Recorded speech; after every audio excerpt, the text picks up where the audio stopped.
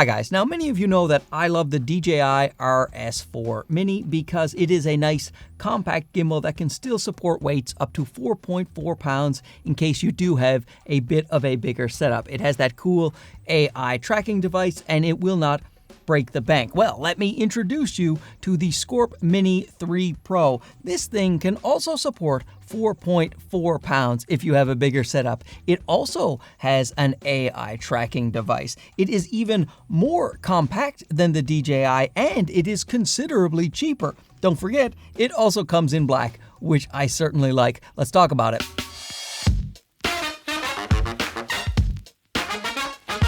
Now this video is sponsored by feiyutech, the maker of this gimbal, so consider it a showcase. I will still show you the stabilization test compared to the DJI RS4 Mini and a couple of points that the DJI RS4 Mini has over this gimbal. Stay tuned for those. This gimbal is all about value. The price tag is fantastic. The gimbal has tons of features and it comes with a bunch of accessories as well. They packed a lot in, bang for buck, very, very impressive. If you get the full kit, it comes in this very nice carrying case that has everything laid out on the inside. You have your gimbal, you have a little tripod for stabilization. You also have a little light if you want to attach this to your gimbal with a magic arm. That is great that that is included, and there's a little 1/4-20 on the side of this gimbal so you can attach the light right to it. The light is a nice value add, and speaking of value adds, they have a handle extender, very lightweight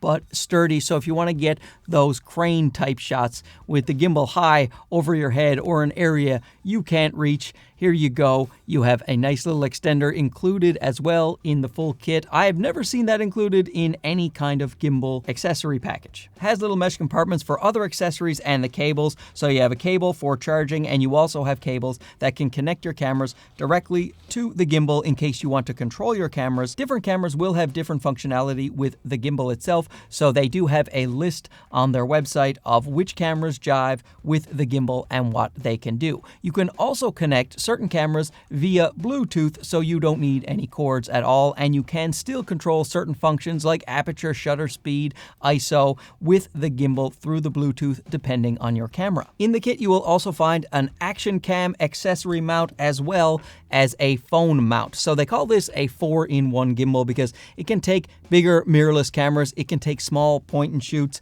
it can take action cams, and of course phones. But here's the thing, this phone mount is the most impressive one I have ever seen on anything, let alone a gimbal. Just check this out. Can you see right here the fan? Let me turn it to the side there so you can see a lot. Look at that fan in there. Now you just put your phone in this phone holder and the fan will keep your phone from getting too hot. And did you notice vertical to horizontal? You don't have to rebalance that either. Just like that. So you want to shoot in vertical?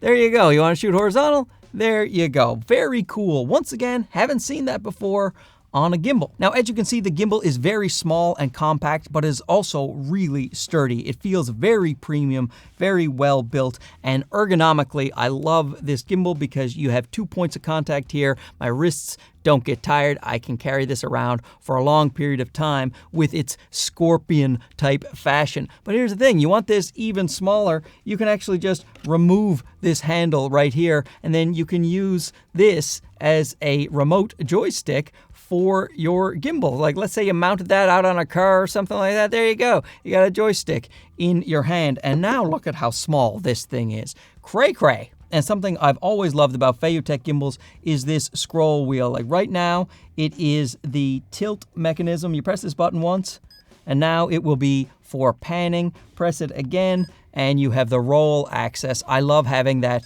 quick access to what I want to use it for. And now I double click the trigger button on the front and it goes back. And of course, like many other gimbals, you press the trigger 3 times and it will go into selfie mode. Now this has all of the standard modes and features you would expect on a gimbal. It has the auto calibration. So you balance the gimbal, you press auto calibrate, does a little dance, and then it calculates how much torque the motors are going to need to balance your particular setup. And it has pan follow, pan tilt follow, vortex mode, it has sport mode, it has lock mode. If you hold down the trigger, pretty much standard for any gimbal on the market today. You can do time lapses, panoramas, auto rotation, but this one has one of the newer features available these days, and that is an AI tracking module. And I really like this one actually more than the DJI because it is in the arm itself. It's not protruding over the top. You see, the one from DJI, you can pull it on and off, and when I'm trying to balance my camera and I'm manipulating the arms, I actually have to pull this off because it gets in the way as I'm trying to balance. It can obviously come off. It is less easy to pack the gimbal with this thing, so you have to take that off. This, nice and compact, small in the arm itself.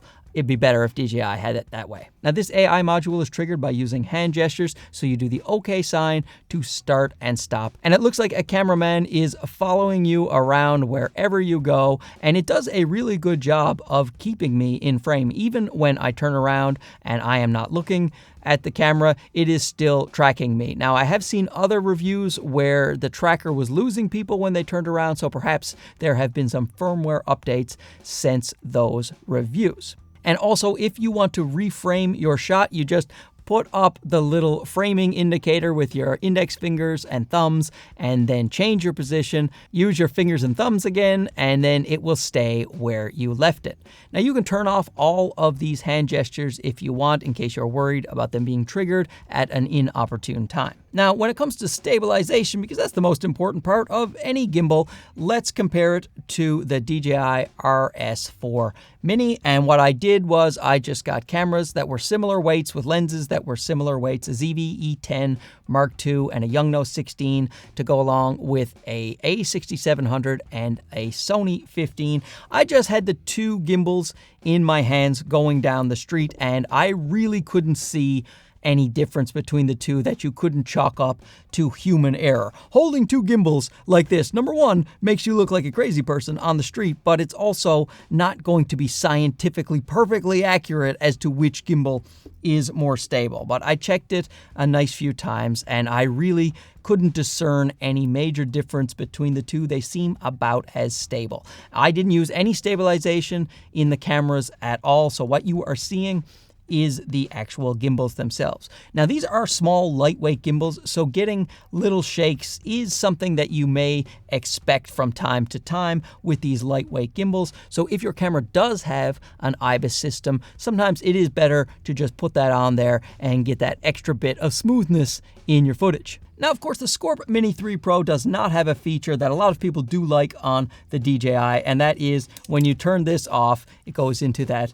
little collapsed mode, and that is great if you want to temporarily put your gimbal down or carry it to another location, or even pack it up with the camera on. That is a nice feature. I do like that, but this is a pretty new feature for me to be using. Normally, I've used gimbals like this my whole life that don't have a collapsing feature, so when I turn them off, I just lock the arms, and that's it. Now, obviously, vertical video is all the rage these days. Lots of people out there TikToking and booty popping, so these gimbals need to be able to accommodate vertical video. This certainly can. You slide off the bottom plate there, and then you just slide off this top plate, put the bottom plate back into where the top plate was, and now you're done. Well, you have to rebalance it, and then you're done. But see that is very fast. Although the DJI may be even easier, you undo this screw right here, press this button, pull out that, and then you just attach the same arm back to where it was, tighten that in, rebalance,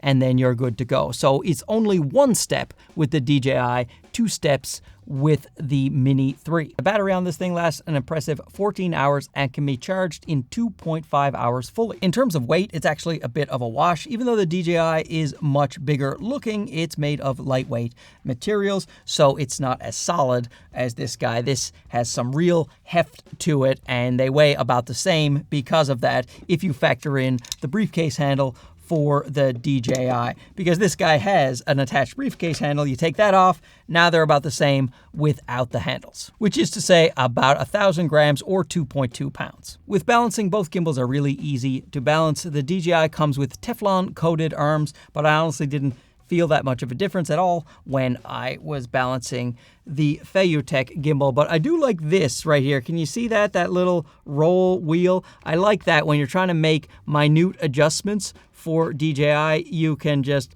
going back and forth with that little knob. I like that, so that's cool. In terms of balancing, which one I prefer, I would prefer the DJI when it comes to balancing, but this is no trouble. Let's take a look at that app real quick. You will just be able to do everything from here. If you click on the icon itself, there is a control pad. Now I can control the device from my phone. I can also use the phone like it is a joystick. I'm gonna turn that off because that is bananas. Reset my gimbal.